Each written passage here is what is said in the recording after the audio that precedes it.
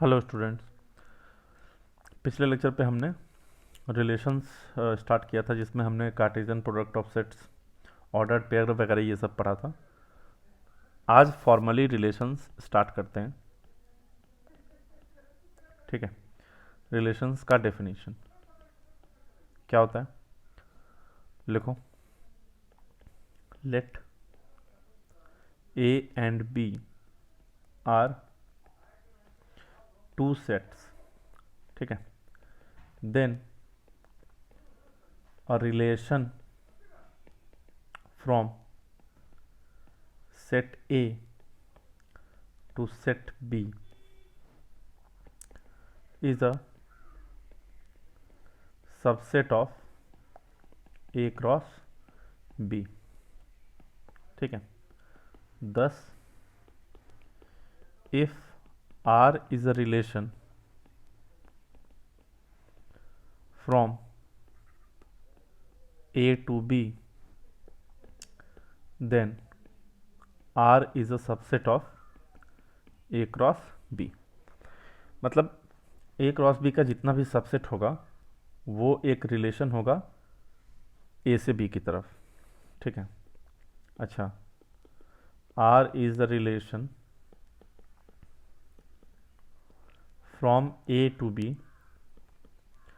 is denoted as, इसको denote किया जाता है कैसे मैथमेटिक्स के अंदर, R from A to B। ये मैथमेटिकल नोटेशन है, R is a relation from A to B का। ठीक है। इफ मान लो ordered pair A comma B R में आ रहा है। देखो R तो क्या है, A क्रॉस B का सबसेट है, तो R का जो भी एलिमेंट होगा वो ऑर्डर्ड पेयर के फॉर्म में आएगा। तो एक A comma B belongs to R, then we से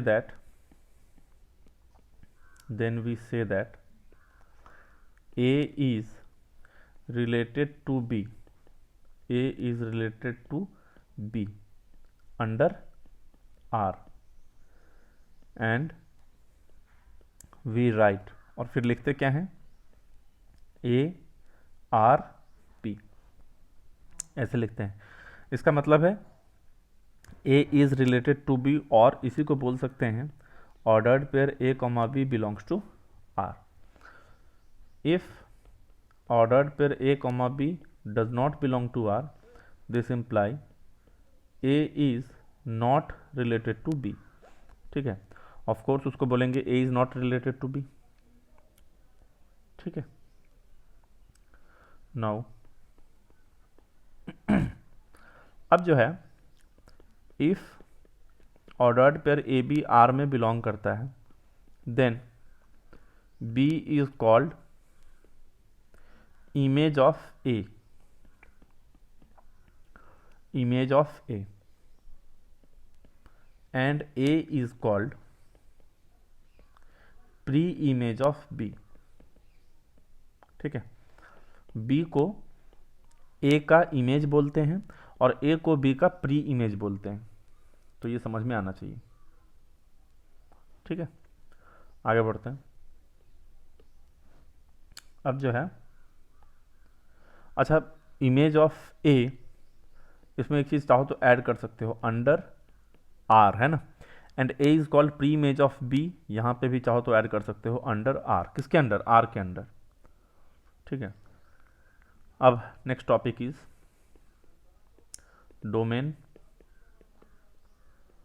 codomain and range of a relation. किसी रिलेशन का डोमेन, कोडोमेन और रेंज क्या होता है ना। तो इसमें लिखो, let R be a relation from A to B. मान लिया ए से बी में एक रिलेशन है आर। ठीक है। देन क्या होगा, R is a subset of A cross B, फिर तो आर ए क्रॉस बी का एक सबसेट होगा। ठीक है। तो अब सबसे पहले इसमें डोमेन डिफाइन करते हैं। डोमेन, है ना। ठीक है। इसमें लिखो the set of all first coordinates, है ना, of elements of R, the set of all first coordinates of elements of R is called domain of R. उसको डिनोट ऐसे करते हैं DOM-R, डोमेन आर। ठीक है, और इसी डेफिनेशन को ऐसे भी लिख सकते हैं, collection of all elements of A, है ना, A which has a image in B. ठीक है, ठीक है, is called domain of R. मतलब देखो, जब आर आप लिखोगे रिलेशन, तो उसमें ऑर्डर्ड पेयर सब आएगा। तो सारे ऑर्डर्ड पेयर का पहला एलिमेंट ले लो। जैसे मान लो एग्जांपल के तौर पे आर मान लिया, ऑर्डर्ड पेयर में ऐसा आ रहा है 1 2 3 1 4 6 4 9 5 6, कुछ भी ऐसा एक आर है। तो डोमेन ऑफ आर क्या हो जाएगा? डोमेन ऑफ आर, इसमें जितना भी एलिमेंट है सबका फर्स्ट कोऑर्डिनेट ले लो, सबका फर्स्ट एलिमेंट ले लो। तो कौन कौन है? 1 3 4, यहाँ पे भी 4 है तो एक बार ही लिखेंगे, तो 1 3 4 5, ये हो गया डोमेन ऑफ आर। समझ रहे हो? उसी को मैंने लिखा है collection of all elements of A which has a image in B. Simple सी बात है, ये जो तुमने लिखा है 1 3 4 5, ये सब किसका एलिमेंट है? ऑफकोर्स ए का, क्योंकि R is a subset of A cross B. अब ए का एलिमेंट है तो ए का सारा एलिमेंट नहीं है, जिस जिस एलिमेंट का इमेज है सॉरी जिस जिस एलिमेंट का इमेज आ रहा है उसी एलिमेंट का सेट बनाना है। तो 1 का इमेज है, 3 का है, 4 का है, 5 का है, तो 1 3 4 5। ठीक है, ये हो गया डोमेन। फिर कोडोमेन। कोडोमेन क्या होता है? Let R is a relation from A to B. ठीक है, then set B is called codomain of R. सीधा सीधा जो तुम्हारा सेट बी होगा, मतलब रिलेशन ए से बी में डिफाइंड है, तो बी वाले सेट को हम कोडोमेन ऑफ आर बोलेंगे। और फिर रेंज क्या हो जाएगा? रेंज होगा, ठीक है, जैसे यहां पे क्या लिखे थे, set of all first coordinates, तो यहां पे होगा the set of all second coordinates. ठीक है, तो लिख दो the set of all second coordinates of elements of R, ठीक है, is called range of R. उसको डिनोट ऐसे करते हैं, रेंज आर से। ठीक है, अब नोट करके कुछ बातें हैं। चलो पहले डोमेन आर के बारे में लिख देते हैं। डोमेन आर और रेंज आर मैथमेटिकली कैसे लिखते हैं? तो डोमेन आर क्या हो जाएगा? Set of all A such that A comma B belongs to R, and range of R क्या हो जाएगा? Set of all B such that A comma B belongs to R. यानी आर के अंदर जितना भी ऑर्डर्ड पेयर है, उन सब ऑर्डर्ड पेयर का फर्स्ट एलिमेंट ले लोगे, तो क्या बनेगा? डोमेन बनेगा। और उन सब का सेकेंड एलिमेंट लेके बना दोगे तो क्या बनेगा? रेंज बन जाएगा। ये ठीक है, चलो आगे बढ़ते हैं। इसमें नोट करके लिखो कुछ बातें। First note says it is not necessary it is not necessary that each and every element of set A has a image in set B, ठीक है, and each element of set B has a pre-image in set A। मतलब इस बात को समझो क्या बोलना चाह रहा है। It is not necessary that each and every element of A has a image in B and each element of B has a pre image in A. मतलब कोई ज़रूरी नहीं है कि ए का सारा एलिमेंट का कोई ना कोई इमेज आए या फिर बी के सारा एलिमेंट का कोई ना कोई प्री इमेज आए। देखो अगर आर एक रिलेशन है ए से बी में तो ऑफ कोर्स क्या होगा, ऑर्डर्ड पेयर आएगा आर के अंदर। तो जैसे मान लो ऑर्डर्ड पेयर ए बी आएगा तो हम बोलेंगे A is related to B, या फिर बी को बोलेंगे इमेज ऑफ ए। तो मतलब ऐसा नहीं है कि ए के सारे एलिमेंट का इमेज मिलेगा, और ऐसा भी नहीं है कि बी के सारे एलिमेंट का प्री इमेज मिलेगा। किसी को भी किसी से भी कनेक्ट कर सकते हैं, कोई बाउंडेशन नहीं है, है ना। यहाँ पे लिख देना अनलाइक फंक्शंस, है ना। फंक्शंस जो होता है उसमें बाउंडेशन होता है। फंक्शन में each element of A has a image. Function में क्या होता है कि ए के सारे एलिमेंट का इमेज मिलेगा ही मिलेगा, अगर नहीं मिलेगा तो फिर वो फंक्शन नहीं हो सकता, ठीक है। बट रिलेशन में ये कोई ज़रूरी नहीं है, मिल भी सकता है नहीं भी मिल सकता है। इसमें चाहो तो लिख लेना एवरी फंक्शन, है ना, every function is a relation but every relation is not a function.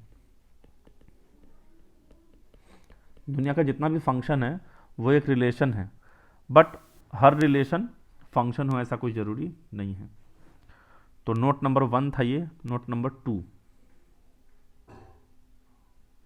ठीक है, elements of set A can have multiple images in set B. Multiple images in set B, ये चीज़ भी इंपॉर्टेंट हो गया। Unlike function, function में क्या होता है कि ए के, है ना, ए के सारे एलिमेंट्स का यूनिक इमेज होता है, बट रिलेशन में क्या होता है मल्टीपल इमेजेस हो सकता है, एक एलिमेंट का एक से ज़्यादा इमेज हो सकता है। जैसे इस वाले एग्जांपल में देखो 1 2 भी है रिलेशन में, 3 1 भी है, 4 6 भी है, 4 9 भी है। तो यहाँ पे 4 का इमेज 6 भी है और 4 का इमेज 9 भी है। तो ऐसा केवल रिलेशन में ही पॉसिबल है, it is not possible in a function. ऐसा अगर होगा तो फंक्शन नहीं होगा, ये समझ रहे हो। तो elements of set A can have multiple images in set B, ठीक है। तीसरा चाहो तो लिख सकते हो basically total number of relations from A to B, है ना, total number of relations from A to B is the subset of A cross B. Of course is the subset of, नहीं, is number of subsets of A cross B.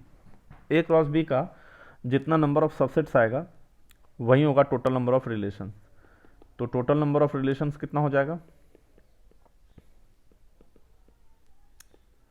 From A to B, वो हो जाएगा 2 की power m into n, where number of elements in A we have assumed m and number of elements of B we have assumed n।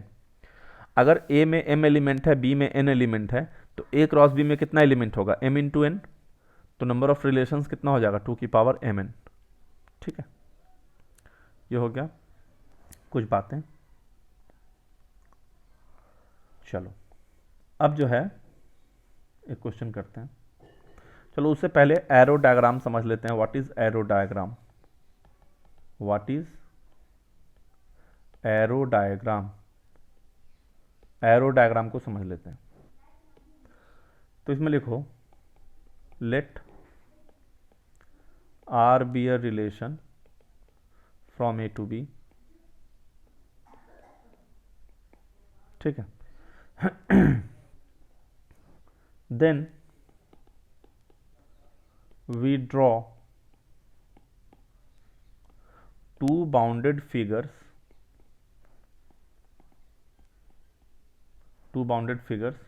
to denote sets A and B। Set ए और B को denote करने के लिए bounded figures बनाते हैं। We put dots to represent elements of A and B. A और B के elements को रिप्रेजेंट करने के लिए डॉट्स बनाते हैं। उसके बाद for each A B belongs to R we draw an arrow from A to B.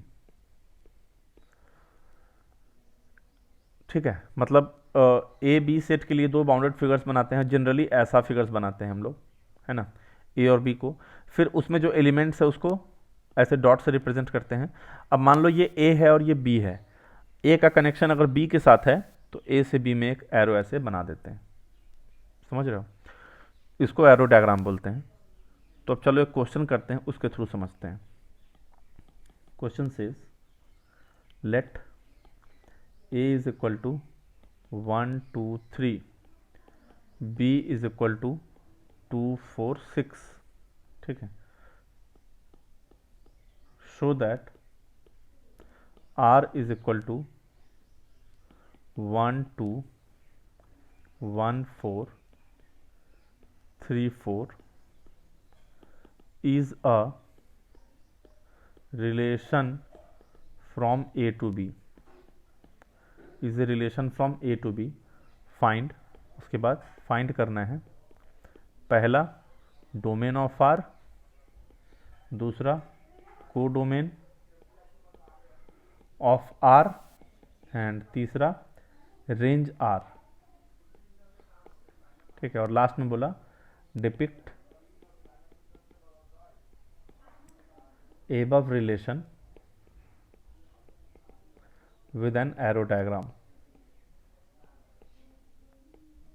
ठीक है, इसको एरो डायग्राम से रिप्रेजेंट करना है। तो इसको समझते हैं। देखो ए कितना है 1 2 3, बी कितना है 2 4 6, आर कितना दे रखा है, आर इज 1 2 1 4 3 4 ये दे रखा है। अब ये जो भी आया ये ए क्रॉस बी का तो सबसेट होगा ही होगा। क्यों भाई?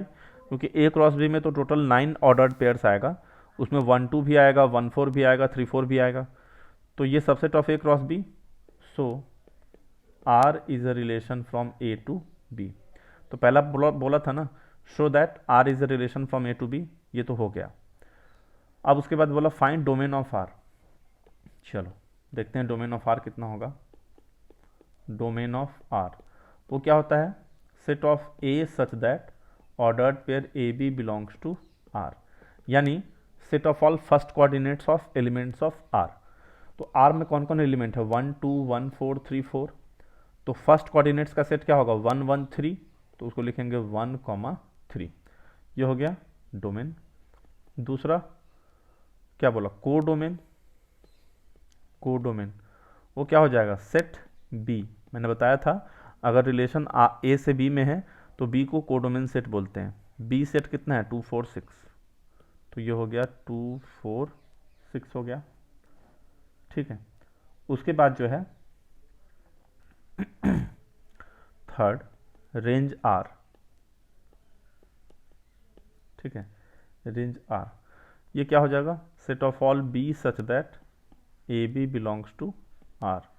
तो सेकेंड कोऑर्डिनेट्स का सेट बना देंगे। तो 2 4 हो जाएगा।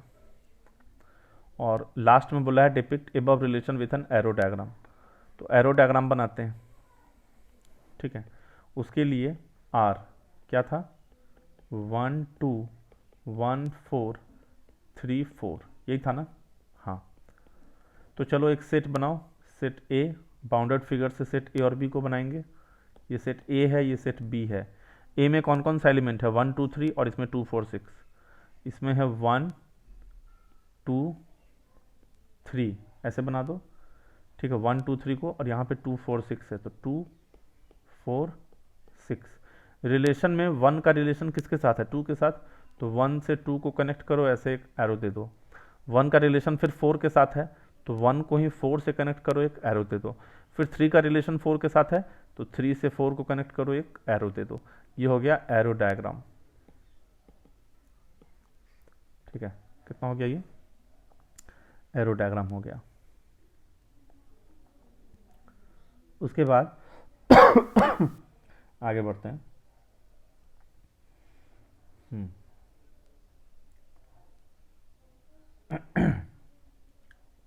क्वेश्चन, दूसरा question, if A is equal to 1 3 5 7, B equal to 2 4 6 8। ठीक है, relation is A related to B, this implies A is greater than B. ठीक है, A belongs to A, B belongs to B. ठीक है, तो draw arrow diagram. ठीक है, इस रिलेशन का एरो डायग्राम बनाना है। देखो रिलेशन क्या दे रखा है, ये इंपॉर्टेंट है। A is related to B, this implies A should be greater than B. यहाँ पे ए आएगा फर्स्ट सेट का एलिमेंट, बी आएगा सेकंड सेट का एलिमेंट। तो रिलेशन लिखते हैं पहले ऑर्डर्ड पेयर में। तो जैसे मैंने देखा कि ऑर्डर्ड पेयर 1, 2 आएगा क्या रिलेशन में, ordered pair 1, 2 belongs to R, check करते हैं। अगर 1, 2 आर में होगा तो 1 शुड बी ग्रेटर देन 2, गलत बात है। इसका मतलब ordered pair 1, 2 does not belong to R. तो इसमें क्या क्या आएगा, देखो 1 और बी का पहला एलिमेंट है 2, मतलब 1 का रिलेशन किसी के भी साथ नहीं होगा, क्योंकि बी का जितना भी एलिमेंट है सब 1 से बड़ा है। ठीक है, तो 1 का रिलेशन किसी के साथ भी नहीं है। फिर 3 का रिलेशन 2 के साथ होगा, क्यों, बिकॉज 3 इज ग्रेटर देन 2। ठीक है, फिर 3 का रिलेशन और किसी के साथ नहीं होगा। ठीक है, फिर 5 का रिलेशन 2 के साथ भी होगा, 5 का रिलेशन 4 के साथ भी होगा, because 5 is greater then 2 greater than 4। अच्छा, फिर 7 का रिलेशन 2 के साथ भी होगा, 4 के साथ भी होगा, 6 के साथ भी होगा। तो ये हो गया तुम्हारा टोटल रिलेशन, है ना। चलो अब इसका एरो डायग्राम। तो ये सेट है ए, इसमें कौन कौन है, 1 3 5 7, डॉट्स बना दो। ठीक है, और बी में 2 4 6 8। उसके बाद डॉट्स को कनेक्ट करना है एरो से। तो 3 का रिलेशन 2 के साथ, 3 को 2 के साथ कनेक्ट करो। ठीक है, 5 को 2 के साथ भी, 4 के साथ भी, तो 5 को 2 के साथ कनेक्ट किया, 5 को 4 के साथ कनेक्ट किया। उसके बाद 7 को 2 के साथ भी, 4 के साथ भी, 6 के साथ भी, तो 7 का 2 के साथ, 7 का 4 के साथ, 7 का 6 के साथ। तो ये हो गया एरो डायग्राम। अब इसमें तुमसे किसी ने डोमेन ऑफ आर पूछा, तो फर्स्ट कोऑर्डिनेट्स या फिर एरो डायग्राम से समझना चाहते हो तो जिस जिस एलिमेंट से एरो निकल रहा है बाहर वही होगा डोमेन। तो 1 से कोई एरो नहीं निकल रहा है तो 1 डोमेन में नहीं होगा, मतलब 3 5 7 ये हो गया डोमेन। अगर कोई पूछे को डोमेन, तो को डोमेन क्या होगा, पूरा पूरा ये वी वाला सेट 2 4 6 8। और अगर कोई पूछे रेंज, तो रेंज मतलब जिस जिस एलिमेंट में एरो जाके लग रहा है, किस किस में लग रहा है, 2 4 6 में, तो रेंज हो गया 2 4 6। तो एरो डायग्राम देख के भी तुम लोग डिसाइड कर सकते हो कि डोमेन रेंज क्या होगा।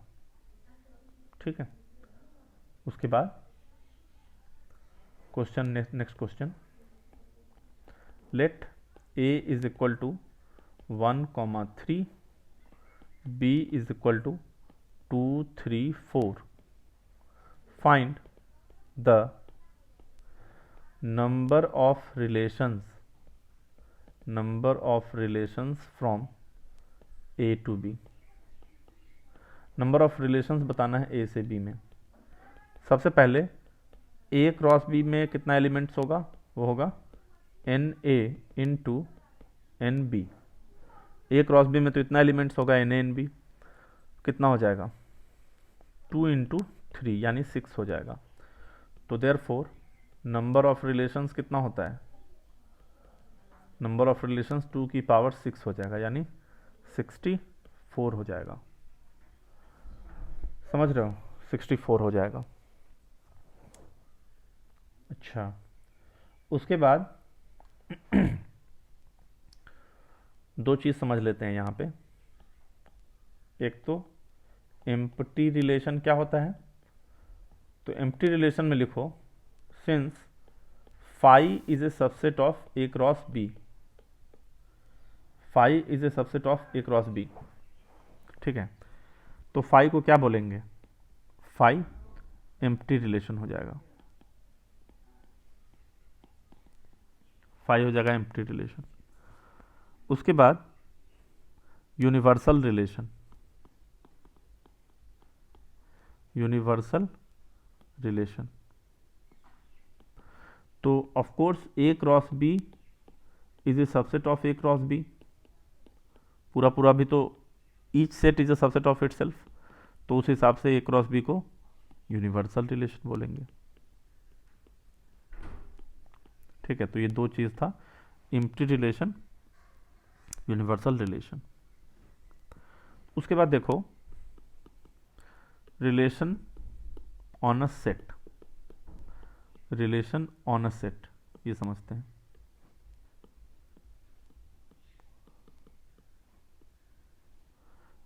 ठीक है, रिलेशन ऑन अ सेट, इसको बाइनरी रिलेशन भी बोल देते हैं, binary relation on a set. तो क्या होता है, let A be a non empty set, ठीक है, then each subset of A cross A, खुद उसी सेट में रिलेशन डिफाइन है, रिलेशन ए से ए में डिफाइंड है। ठीक है, ऐसा हो सकता है, is called each subset of A cross A is called binary relation, binary relation on set A, set ए में बाइनरी रिलेशन बोलते हैं उसको। ठीक है, उसके बाद अब आगे बढ़ते हैं।